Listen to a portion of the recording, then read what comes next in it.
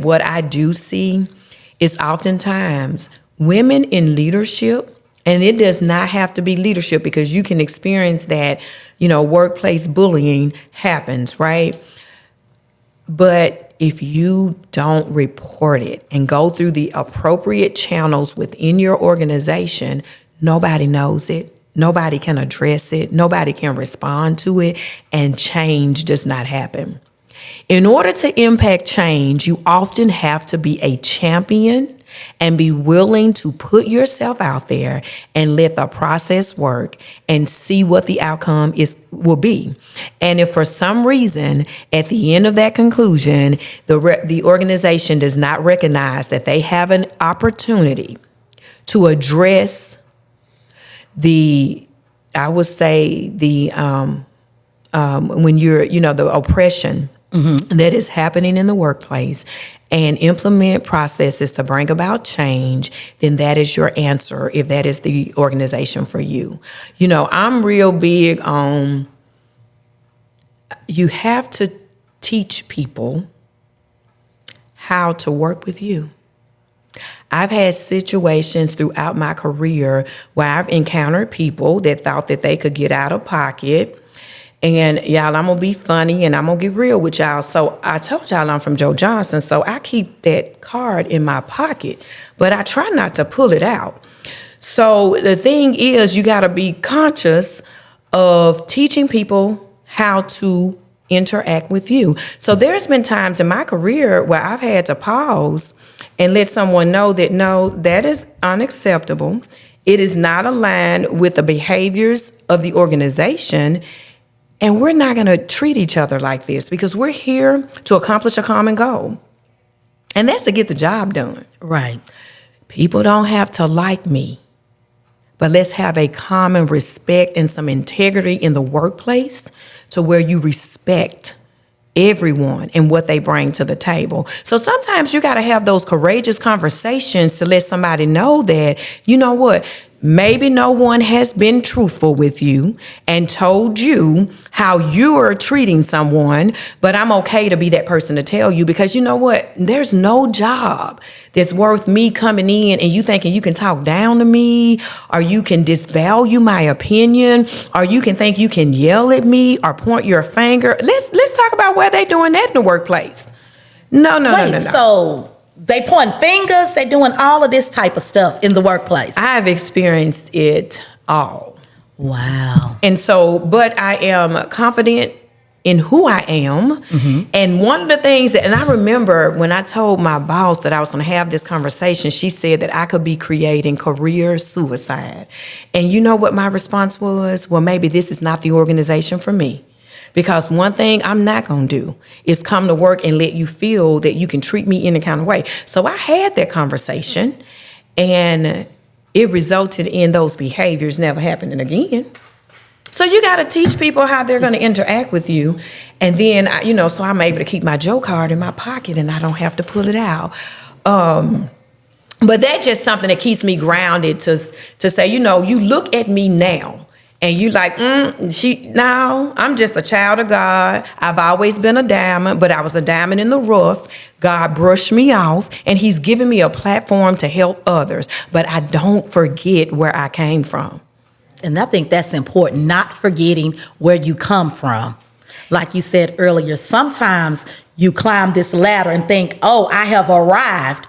And you tend to forget you want to be something that you truly are not. So let's talk about that too, because I think that you also don't have to live in a space of regret. I ran into somebody I grew up with. We were at TJ Maxx and we ran into each other, and she was saying that how she, she's very successful doing some great things. And then she said she had remorse, like survivor's remorse. And I said, but you can't walk in your truth if you got survivor's remorse. But you got to think about the people that continue to be around you. Sometimes God's got to let everybody you grew up with, you still can't be hanging with. Right. And that is okay. That doesn't mean that you don't forget where you came from. Oh, I will never forget where I came from because my path has not been easy. But I don't have to also regret where I am. You got to be okay with thanking God for what he's blessed you with. So I will say for people that, you know what, because let me say this. For everybody that's saying, you think you all that because you've arrived. No, I worked hard to get here. I worked hard. And every person that I see that has a common theme is that they have arrived, if you call it that, because they worked hard at it. They worked and they worked and they worked and they achieved, they believed, they achieved, they became.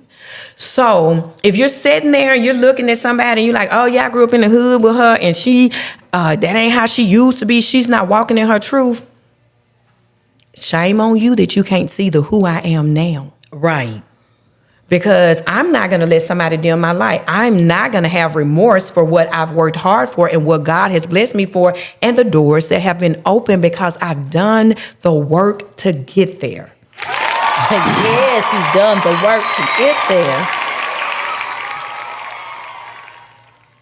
I just, you know what? This conversation has been very eye-opening because you would think when you get to your level that you wouldn't see all that foolish. You know what I'm saying? And you think, okay, you know, I have studied to be here. I have my degrees. I have what it takes. I have the experience. But to know this still goes on and that there are corporations and organizations that don't foster diversity and inclusion, like, I don't know, that's just baffling in my mind. But like you said, everybody is not woke to these issues that are out there. And like you said, if people do not bring them to the forefront, nobody is going to know. They can't be dealt with.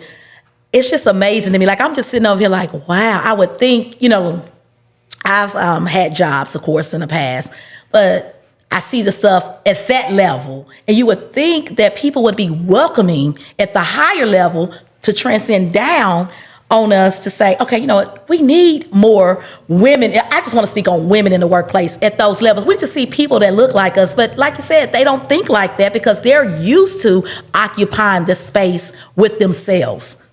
And so I just want to say to people, to my listeners, that apply for those roles. Doesn't matter what that says. You've heard her. She's in HR in that space. She occupies that space. Find you, go ahead and interview.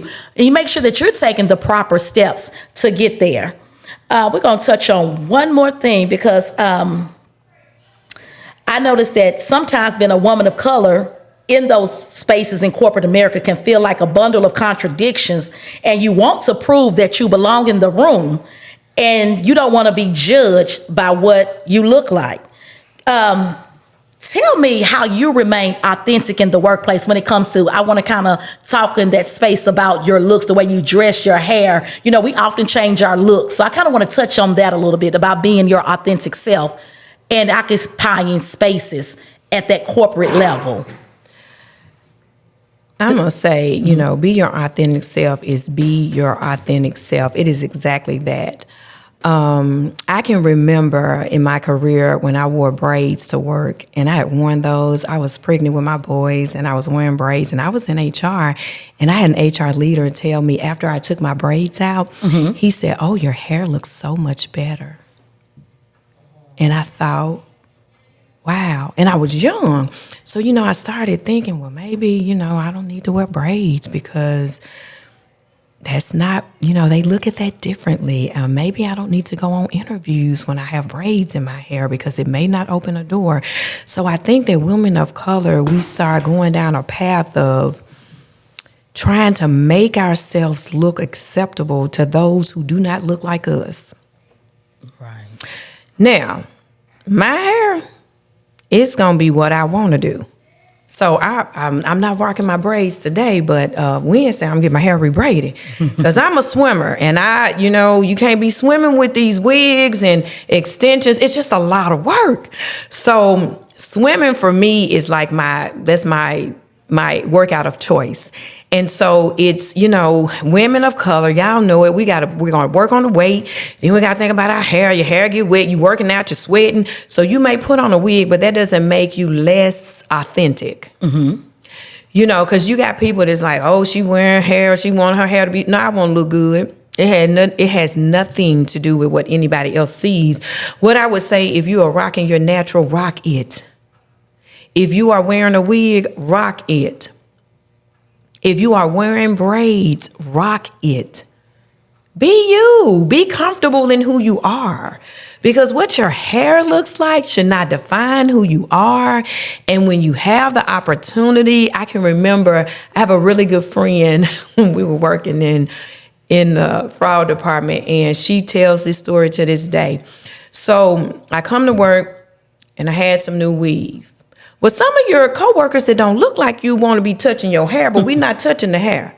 So I came in, and when I walked to my cube, I said, yes, this is a wig.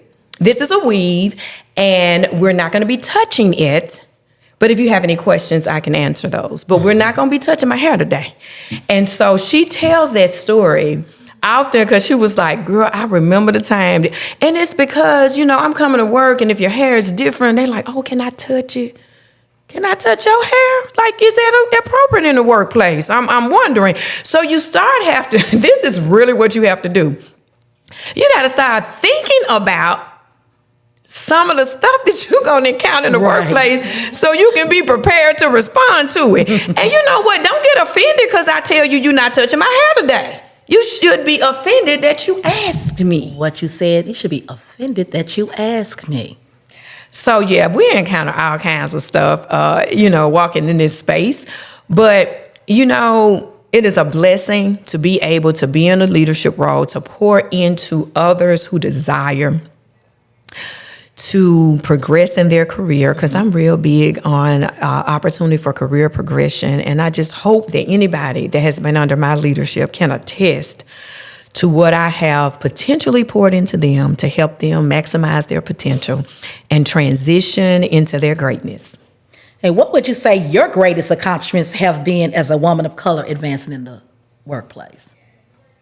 That's really, to me, that's an interesting question that people always ask. You want to talk about all the things you've done. Mm-hmm.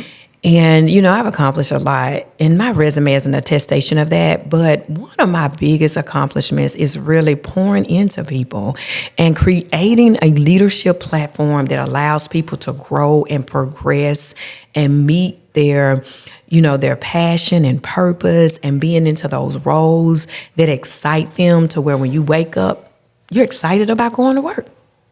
So I would say that my greatest accomplishment has been the ability and afforded the opportunity to help mentor, coach, and grow others. Yes. If you don't mind, would you provide some wisdom to our listeners who are starting their careers or who may be currently looking to advance in the workplace? Again, I'll go back to let your dreams be bigger than your fears. Do it scared. Have that confidence, prepare, and always be ready. And don't let those minimum qualifications prevent you from applying to the job that you desire. And if you are thinking about opening a business, I would say do it, do it, do it. As a 2-year owner of Lily's Hot Chicken, I have to say that we have been tremendously blessed by stepping out on faith and letting God lead us.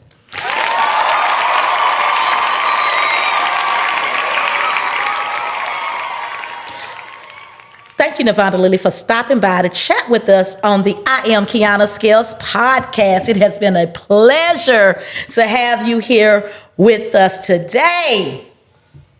Awesome. Thank you for the opportunity to be here.